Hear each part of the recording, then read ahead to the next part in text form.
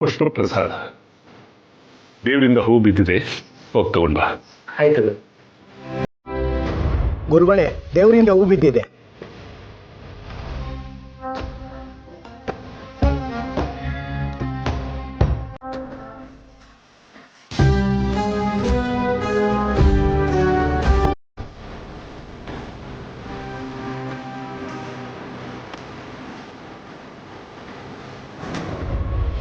ಪುರೋಹಿತರೆ,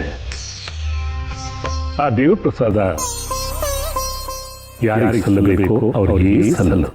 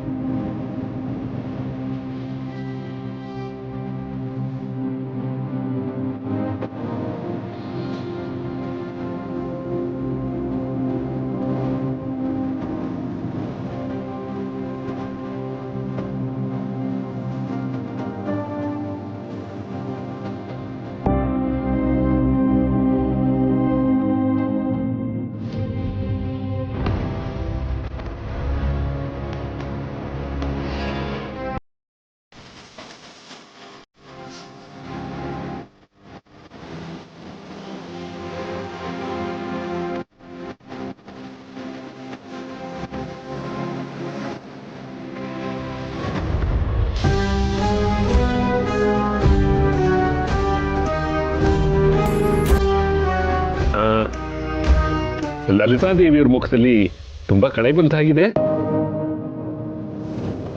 ಎಲ್ಲ ನಿಮ್ಮ ಹಾರೈಕೆ ಆಶೀರ್ವಾದ ಗುರುಗಳೇ. ದೇವರ ಕೃಪೆಯಿಂದ ಮತ್ತೆ ನಿಮ್ಮ ಮಾರ್ಗದರ್ಶನದಿಂದ ಇವತ್ತು ನಾವು ಕುಟುಂಬದವರೆಲ್ಲ ಒಟ್ಟಿಗೆ ಸಂತೋಷವಾಗಿ ಸೇರೋ ಹಾಗಾಗಿದೆ.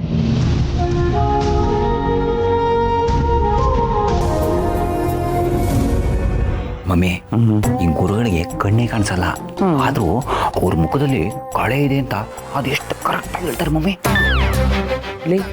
ಸುಂದ ದರಿದ್ರ ಅವರು ಅಂತರ್ಯಾಮಿಗಳು ಕಡ. ಅಂದ್ರೆ ಅಂದ್ರೆ ಅಂತರ್ಯಾಮಿಗಳು. ಅವ್ರಿಗೆ ಜಗತ್ತನ್ನು ನೋಡೋ ಕಣ್ಣು ಹೋಗಿರ್ಬೋದು, ಆದ್ರೆ ಒಳಗಣ್ಣು ಅಂತ ಒಂದಿರುತ್ತಲ್ಲ, ಅದರಿಂದ ನೋಡ್ತಾರೆ ಕಣೋ.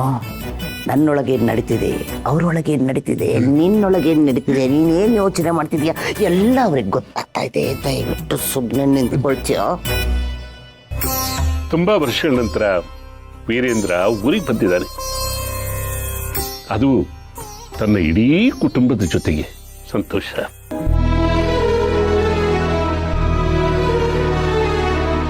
ಭಗವಂತನ ಅನುಗ್ರಹ. ಇಷ್ಟು ವರ್ಷ ಆದಮೇಲೆ ತಮ್ಮ ದರ್ಶನ ಆಯಿತು. ಉತ್ಸವದ ಕಾರಣದಿಂದ ಮತ್ತೆ ನಾವು ಈ ಊರಿಗೆ ಬರೋ ಹಾಗಾಯಿತು. ಕಾರಣ ಕೇವಲ ನೆಪಗಳಷ್ಟೇ. ರಾಮ ಕೌಶಲ್ಯ ಹೊಟ್ಟೆಲ್ ಹುಟ್ಟಿದ್ದು, ಕೃಷ್ಣ ದೇವಕಿ ಹೊಟ್ಟೆಲ್ ಹುಟ್ಟಿದ್ದು, ಇದೆಲ್ಲ ನೆಪ ಮಾತ್ರ ಅಷ್ಟೇ. ಮೂಲ ಕಾರಣ ದುಷ್ಟ ಸಂಹಾರ ಮತ್ತೆ ಧರ್ಮ ಸಂಸ್ಥಾಪನೆಗೋಸ್ಕರ.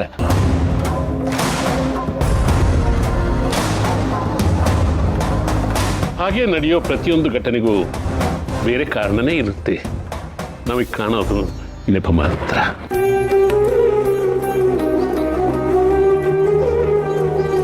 ಮಮ್ಮಿ ಗುರುಗಳು ತುಂಬಾ ದೊಡ್ಡ ದೊಡ್ಡ ವಿಷಯ ಏನೋ ಹೇಳ್ತಾ ಇದ್ದಾರೆ, ಅದು ಯಾವುದು ನಂಗೆ ಅರ್ಥನೇ ಆಗ್ತಿಲ್ವಲ್ಲ ಮಮ್ಮಿ. ಸುಂದ್ರ ಚರಿತ್ರ ಸ್ಕೂಲಲ್ಲಿ ನಿಂತು ಓದಿದ್ರೆ ತಾನೇ ಅರ್ಥ ಆಗೋದು. ಸುಮ್ಮನೆ ಕೇಳಿಸ್ಕೊಳ್ಳೋ. ಸುಬ್ಬು, ಗುರುಗಳು ಯಾಕೆ ಹಾಗೆ ಹೇಳ್ತಿದ್ದಾರೆ? ಮೇಡಮ್, ನಾವಿಲ್ಲಿಗೆ ಬಂದಿರೋದು ಪುಷ್ಕರಣಿ ಉತ್ಸವಕ್ಕೆ ಇರಬಹುದು, ಆದರೆ ನಮ್ಮನ್ನ ಇಲ್ಲಿಗೆ ದೇವ್ರು ಕರೆಸ್ಕೊಂಡಿರೋದಕ್ಕೆ ಒಂದು ಅರ್ಥ ಇರುತ್ತೆ, ಒಂದು ಉದ್ದೇಶ ಇರುತ್ತೆ ಅನ್ನೋ ಅರ್ಥದಲ್ಲಿ ಹೇಳ್ತಾ ಇದ್ದಾರೆ. ಓ ಹಾಗ ಇರ್ಬೋದು. ಪುಷ್ಕರಣಿ ಉತ್ಸವ ಇದ್ದಿದ್ದಕ್ಕೆ ತಾನೇ ನಾನು ಇಲ್ಲಿಗೆ ಬಂದಿರೋದು, ಅಜ್ಜಿ ಮೀಟ್ ಮಾಡ್ತಿರೋದು. ಹಾ, ಪದ್ಮನಾಭನು ಬಂದಿದ್ದಾನೆ. ಎಷ್ಟು ವರ್ಷಗಳಾಯ್ತು ನೀನು ಈ ಮಣ್ಣಲ್ಲಿ ಕಾಲಿಟ್ಟು? ಮತ್ತೆ ಈ ಮಣ್ಣಲ್ಲಿ ಕಾಲಿಡೋ ಹಾಗಾಗಿದ್ದು ನನ್ನ ಪುಣ್ಯ ಗುರುಗಳೇ.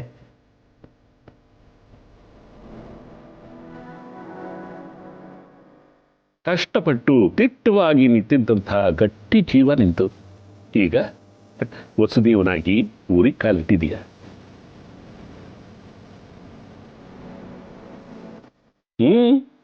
ಕೃಷ್ಣ ಹಾಕ್ತಿದ್ದಾರೆ.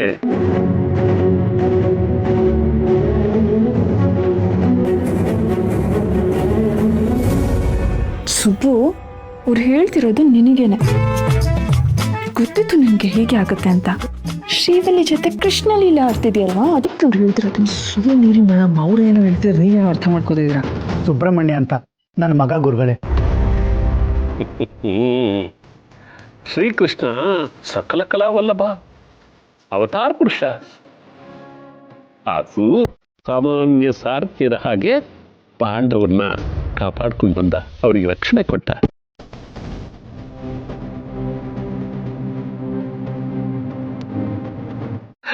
ಹಾಗೆ ನಮ್ಮನ್ನು ರಕ್ಷಣೆ ಮಾಡೋರು ಕೂಡ ನಮಗೆ ಗೊತ್ತಿಲ್ಲದಾಗೆ ಸಾಮಾನ್ಯರಾಗೇ ಇರ್ತಾರೆ.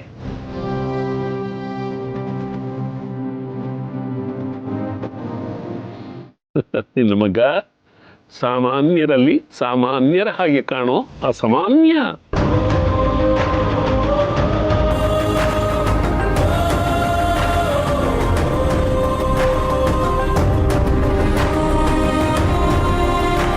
ಆ ದೇವ್ರ ಕೃಪೆ ಅವನ ಮೇಲಿರಲಿ. ಧನ್ಯ ಗುರುಗಳೇ, ನೀವು ಆಡ್ತಾ ಇರೋ ಮಾತು ಕೇಳಿ ಹಾಲು ಕುಡಿದಷ್ಟು ಸಂತೋಷ ಆಯಿತು. ಅಂತೂ ನೀವೆಲ್ಲರೂ ಊರಿಗೆ ಬಂದಿದ್ದೀರ. ಆದರೆ ಊರನ್ನು ಬೆಳಗುವಂಥ ಒಂದು ಹಣತೆ ತನ್ನ ಶಕ್ತಿ ಏನು ಅಂತ ತಾನು ತಿಳ್ಕೊಳ್ಳದೆ ಮುದ್ದಾದ ಮಹಾಲಕ್ಷ್ಮಿ ಹಾಗೆ ನಿಂತಿದ್ದಾಳೆ.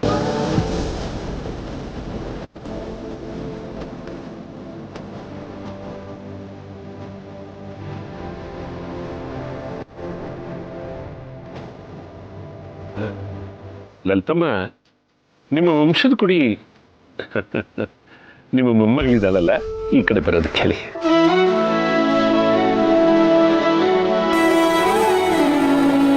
ಶ್ರಾವಣಿ, ಬಾಮ್ಮ.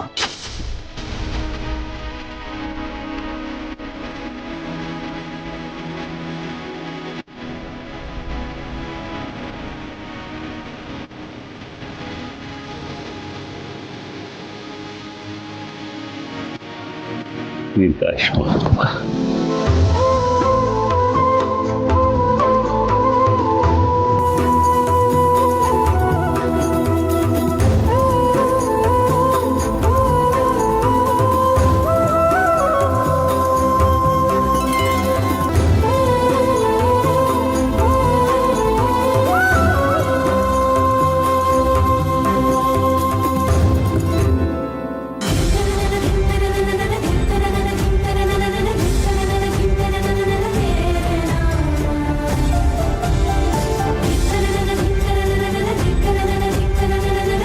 ತಾಯಿ ರೂಪ, ಆ ದೇವಿ ಗುಣ.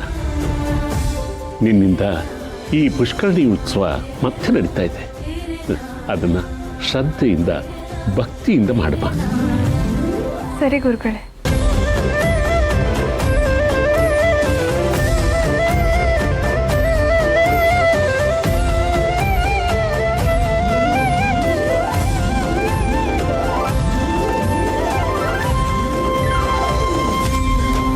ಧೀರೇಂದ್ರ,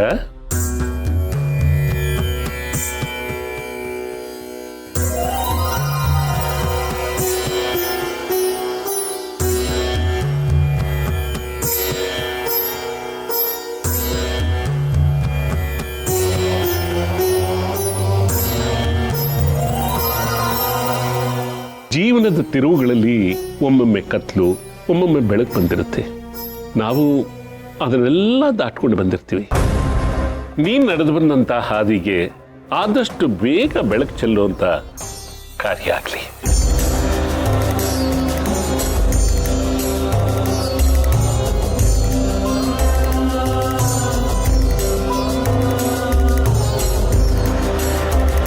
ಪದ್ಮನಾಭ, ನಿನ್ನ ಮಗನ್ನ ಹೀಗೆ ಬರೋದಕ್ಕೆ ಹೇಳು.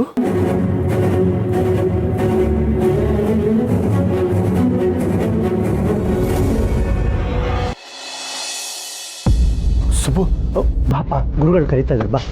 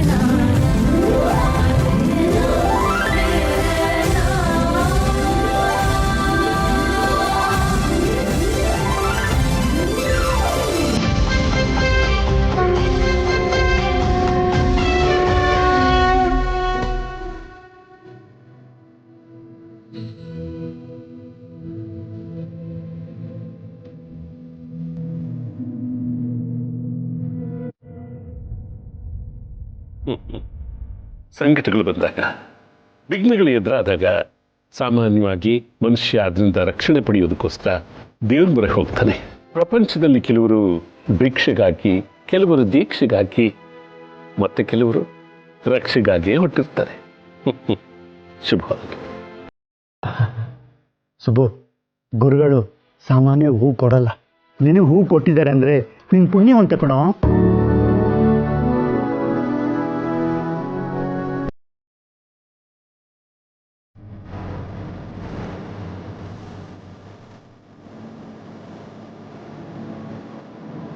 ಶುಭವಾಗಿ.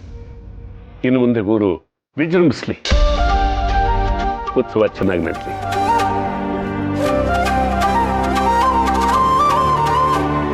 ಎಲ್ಲರೂ ಗುರುಗಳ ಆಶೀರ್ವಾದ ತಗೊಳ್ಳಿ.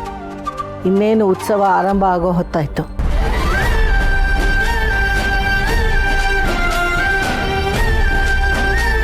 ಶುಭವಾಗಿ, ಶುಭವಾಗಿ.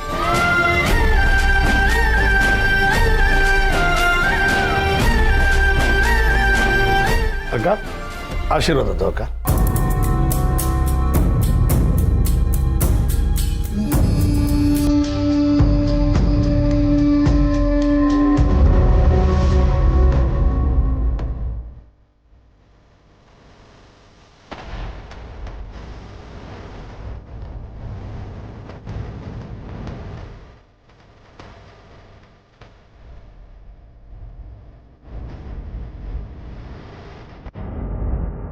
ಬಿಸಿಲಿನ ಬೇಗೆಗೆ ನೆರಳು ತಂಪಾಗುತ್ತೆ, ಆದರೆ ಸುಡೋ ಬೆಂಕಿ ಆ ನೆರಳನ್ನು ಕೂಡ ಕಾದು ಕೆಂಡುವಾಗಿಬಿಡುತ್ತೆ.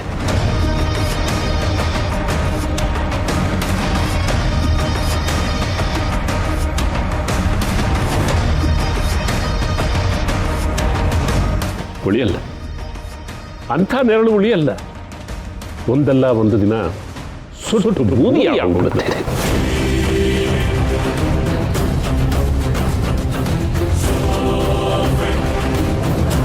ನೆರಳು ಅನ್ನೋ ಭ್ರಮೆಯಲ್ಲಿ ಕಾದು ಕೆಂಡದ ಮೇಲೆ ಕಾಲಿಟ್ಟರೆ ಸುಟ್ಟು ಭಸ್ಮ ಆಗುತ್ತೆ.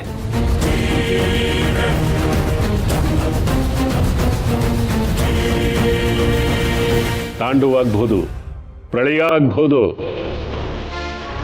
ಆದರೆ ಅಂತ್ಯದಲ್ಲಿ ಒಂದಲ್ಲ ಒಂದು ದಿನ ಬೆಳಕು ಒಂದೇ ಬರುತ್ತೆ.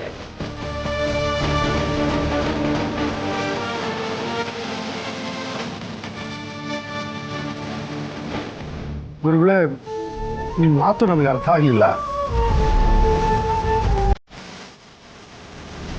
ಗುರುಗಳ ಮಾತುಗಳೆಲ್ಲ ಅರ್ಥ ಆಗಿದ್ದಿದ್ರೆ ನಾವೆಲ್ಲ ದೊಡ್ಡವರಾಗಿರ್ತಿದ್ವಿ. ಗುರುಗಳು ಆಡೋ ಕೆಲವೇ ಮಾತುಗಳು ಸಮಯ ಬಂದಾಗ ಅಷ್ಟೇ ಅರ್ಥ ಆಗುತ್ತೆ.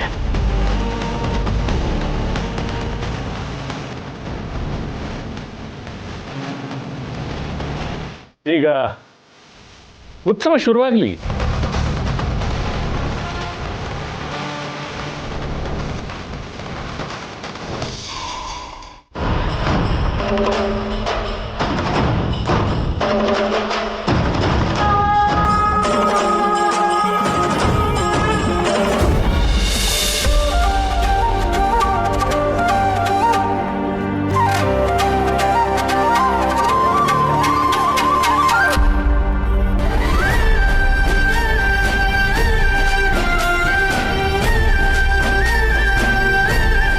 ಅಭಿಷೇಕ ಆಯ್ತಾ?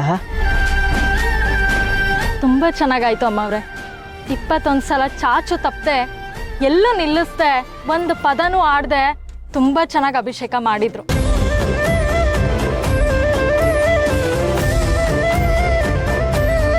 ನಮ್ಮ ಶ್ರಾವಣಿ ತುಂಬ ಅಭ್ಯಾಸ ಮಾಡಿದ್ಲು.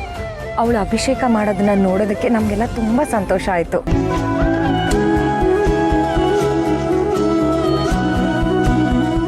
ಮೊದಲನೇ ಸಲ ವ್ರತ ಮಾಡಿದ್ರು, ತುಂಬ ಅದ್ಭುತವಾಗಿ ಮಾಡಿದ್ರಮ್ಮ.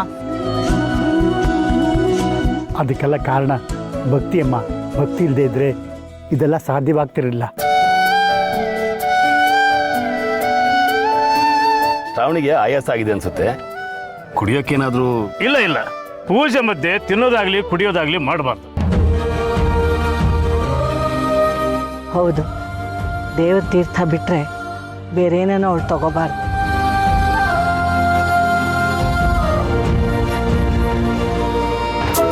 ಅಜಯ, ಇವತ್ತಂತೂ ಯಜಮಾನ್ರನ್ನ ನೋಡ್ಲೇಬೇಕು. ಅಲ್ಲವಾ, ಅವ್ರ ಮನೆ ಗಂಟ ಹೋಗಿ ಯಜಮಾನ ನೋಡ್ದು ಬಂದಿದೆಯಲ್ಲ ತಾಯಿ. ಅಪ್ಪಿಯೇನು ನಿಂಗೆ ಭೇಟಿ ಮಾಡಿಸ್ನಿಲ್ವಾ? ಓ ಇಲ್ಲ ಅಜಯ, ಎಲ್ಲ ಮೋಸ. ನನ್ನನ್ನು ಅಲ್ಲಿಂದ ಕಳ್ಸೇ ಬಿಟ್ರು. ಹೋಗ್ಲಿ ಬಿಡು, ಇವಾಗ ಇಲ್ಲಿ ಬಂದಿದೀವಲ್ಲ, ಯಜಮಾನ್ರು ನೋಡಿದ್ರೆ ಆಯ್ತು. ಅಮ್ಮವ್ರೆ, ಕೈಸ ಉಡ್ಸ್ಬೋದಾ?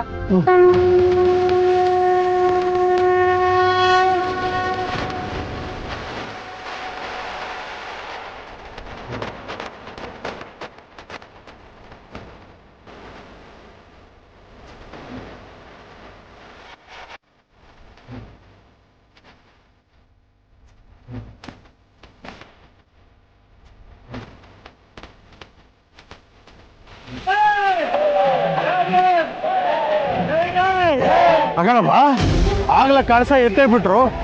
ಅಭಿಷೇಕ ಆಗೋಯ್ತು ಅನ್ಸುತ್ತೆ.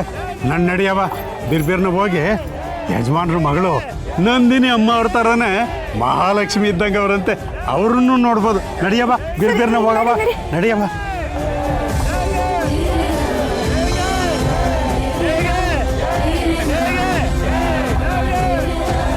ಶ್ರಾವಣಿ ಅಮ್ಮವರು ಕಳಸ ಹೊತ್ತಿದ್ದಾರೆ. ಕಳಸ ಹೊತ್ತ ಮೇಲೆ ಉತ್ಸವ ಮುಗಿಯುವವರೆಗೂ ಕಳಸನ ಇಳಿಸೋ ಹಾಗಿಲ್ಲ.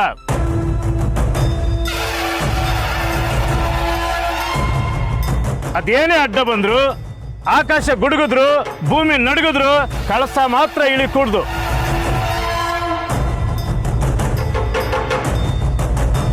ಹಾಗೇನಾದ್ರೂ ಕಳಸ ಇಳಿದ್ರೆ ನಮ್ಮೂರಿಗೆ ಕಂಟಕ ಅನ್ನೋದು ನಮ್ಮ ನಂಬಿಕೆ. ಜೊತೆಗೆ ಊರ ಜನಗಳು ಕಳಸ ಮೀರಿ ಮುಂದೆ ಹೋಗೋ ಹಾಗಿಲ್ಲ. ಕಳಸ ಹೊತ್ತಿರೋ ಶ್ರಾವಣಿ ಅಮ್ಮವರು ಮುಂದೆ ಹೋಗ್ಲಿ ಅಂತಾನೆ ಈ ಸೀರೆನ ಹಾಸಿರ್ತೀವಿ. ಈ ಸೀರೆ ಮೇಲೆ ಕಳಸ ಹೊತ್ತಿರೋ ಶ್ರಾವಣಿ ಅಮ್ಮವರು ಮಾತ್ರ ಹೋಗಬೇಕು. ಉಳಿದಿರೋ ಜನರು ಅಕ್ಕಪಕ್ಕದಲ್ಲಿ ಅಥವಾ ಅವ್ರ ಹಿಂದೆನೆ ಹೋಗಬೇಕು. ಇದೆಲ್ಲ ಊರಿನವ್ರಿಗೆ ಗೊತ್ತಿರೋದೆ. ಆದರೂ ಉತ್ಸವ ನಡೆದು ತುಂಬಾ ವರ್ಷಗಳಾಗಿರೋದ್ರಿಂದ ಮತ್ತೆ ಹೇಳ್ತಾ ಇದ್ದೀನಿ.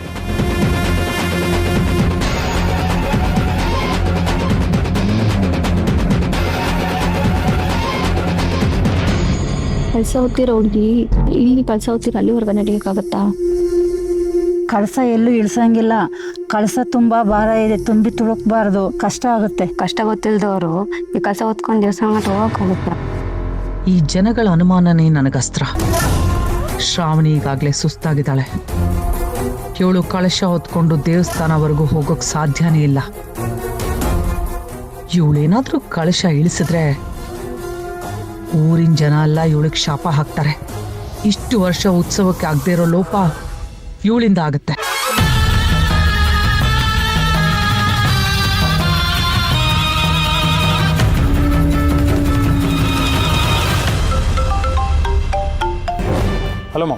ಮಾಡಿ ಅವಳು ಕಳಸ ಹಾಕ್ಕೊಂಡು ಹೊರಟಿದ್ದಾಳೆ. ಎಲ್ಲ ರೆಡಿಯಾಗಿದೆ ತಾನೆ? ಅವಳು ಯಾವುದೇ ಕಾರಣಕ್ಕೂ ಕಳಶ ಹೊತ್ಕೊಂಡು ದೇವಸ್ಥಾನ ರೀಚ್ ಆಗಬಾರ್ದು. ಡೋಂಟ್ ವರಿ ಮಾಮ್, ಎಲ್ಲ ರೆಡಿ ಆಗಿದೆ. ಅವಳ ಕೈಲಿ ಉತ್ಸವನ ಕಂಪ್ಲೀಟ್ ಮಾಡೋದಕ್ಕಾಗಲ್ಲ.